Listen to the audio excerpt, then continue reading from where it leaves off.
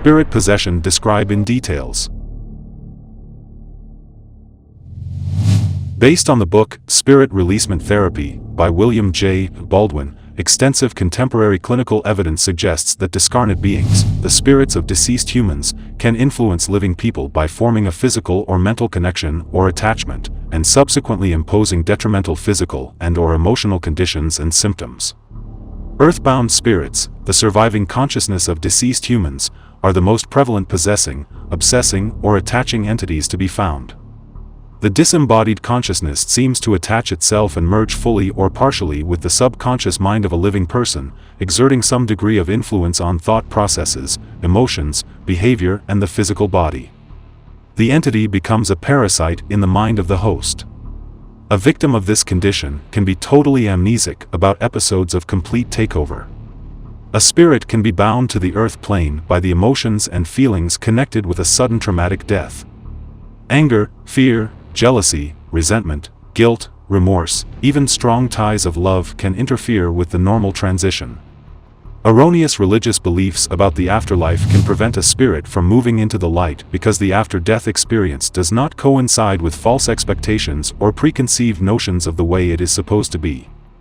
Following death by drug overdose, a newly deceased spirit maintains a strong appetite for the drug, and this hunger cannot be satisfied in the non-physical realm. The being must experience the drug through the sensorium of a living person who uses the substance. This can only be accomplished through a parasitic attachment to the person. Many drug users are controlled by the attached spirit of a deceased drug addict. Many spirits remain in the earth plane due to a lack of awareness of their passing. At the time of death, several choices are available for the newly deceased spirit. It can follow the direct path to the light described in the near-death experience, but if there is an attached spirit, the process may be more difficult. However, the newly deceased being can carry the attached earthbound to the light, thereby rescuing this lost soul. Often, the deceased is able to break away from the attached earthbound spirit and go to the light alone. After this separation occurs, the earthbound can be lost again, wandering in the lower astral plane, often described as the gray place or the intermediate place. It can wait for the next incarnation of the being to whom it was attached. The entity can locate the being in the new incarnation and reconnect. This repeated attachment can occur for many lifetimes of the host. However, the earthbound can just as quickly attach to another unsuspecting person after separating from the former host at the time of death. If the newly deceased spirit cannot break away from the attached spirit or hasn't strength enough to carry it into the light, it can become earthbound also, with the original earthbound still attached to it. This pair can then attach to another living person. After death, the spirit of this person also may be prevented from reaching the light due to the nested, or layered, attached spirits. This spirit becomes part of the chain of earthbound spirits that can compound until it numbers in the dozens, even hundreds. An attachment can be benevolent in nature, totally self-serving, malevolent in intention, or completely neutral. Attachment to any person may be completely random, even accidental. It can occur simply because of physical proximity to the dying person at the time of the death. In about half the cases encountered in clinical practice, it is a random choice with no prior connection in this or any other incarnation. In the remainder, some connection can be found, some unfinished business from this or another lifetime.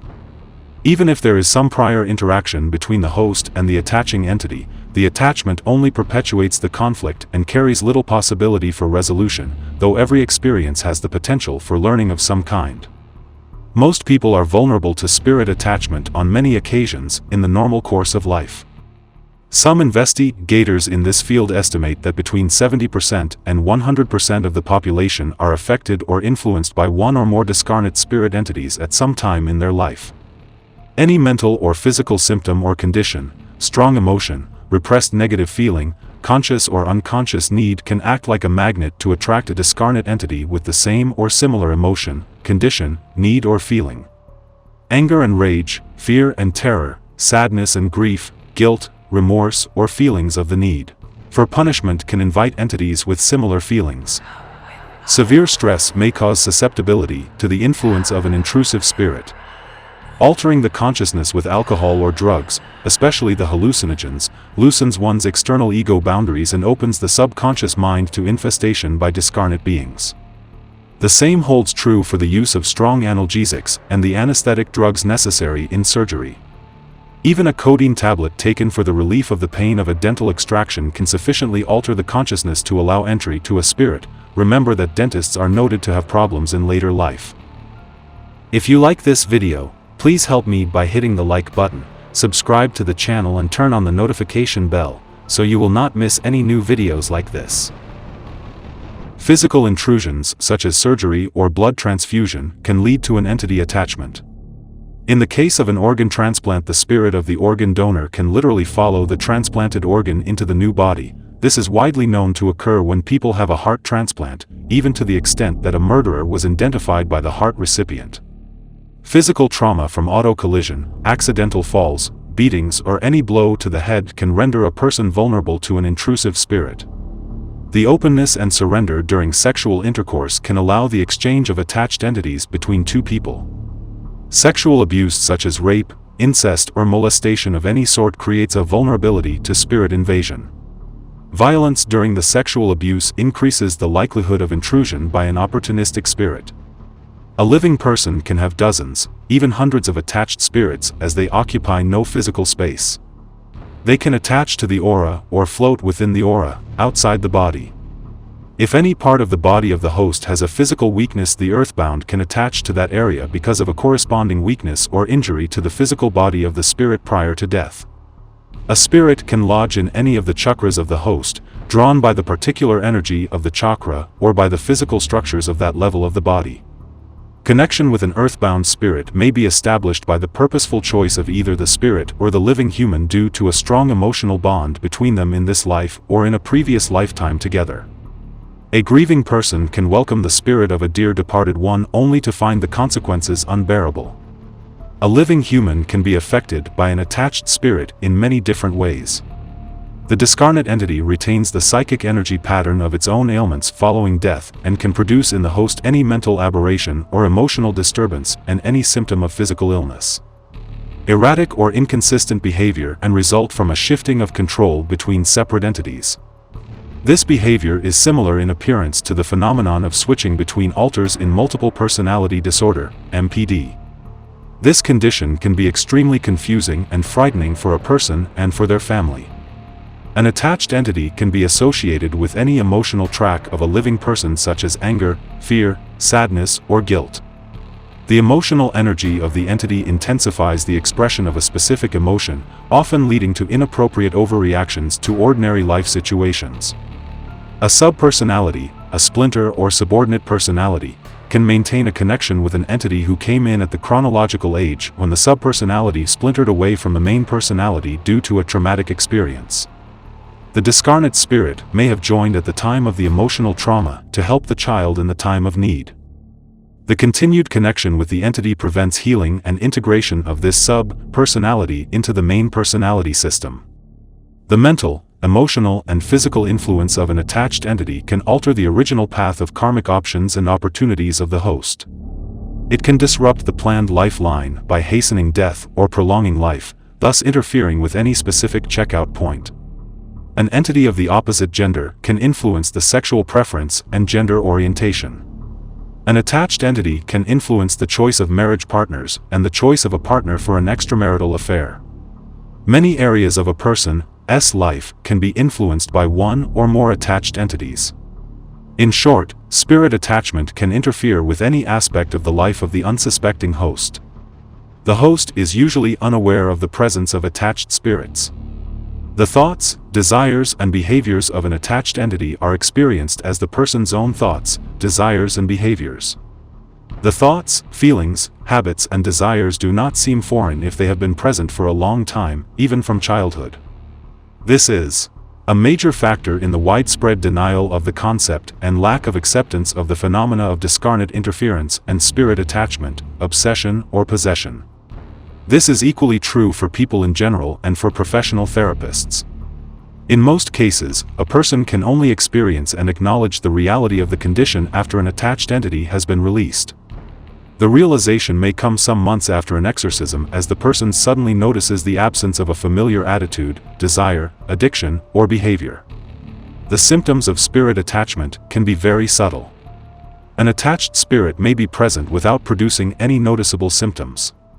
Yet attached entities always exert some influence, ranging from a minor energy drain to a major degree of control or interference. Complete possession and takeover can result in suppression of the original personality. The earthbound spirit does not replace the rightful spirit in the body in such a case, it just usurps control. An attached earthbound spirit cannot maintain life in a human body after the original spirit being has separated from the body in the transition of death.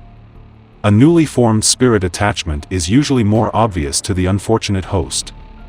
An attached entity can cause any of the following signs and symptoms: sudden onset of drug or alcohol usage, unusual and inappropriate speech, accent or foreign or unknown language, behavior patterns inconsistent with normal conduct, unfamiliar reactions to familiar situations, repetitive and unusual movements of the body which are experienced as beyond one's control, unusual physical sensations or symptoms in the absence of a medically sound organic cause, loss of the normal sense of one's personal identity, a feeling that a spirit of some kind or an other person has taken over control of one's mind and or body, noticeable personality changes, however slight, following surgery, organ transplant, accident, emotional upset or moving into a new home, physical appetites for food, sex, alcohol or drugs can increase drastically, personal attitudes and beliefs can suddenly change, as can taste in clothing, the voice and even facial features and appearance can alter dramatically.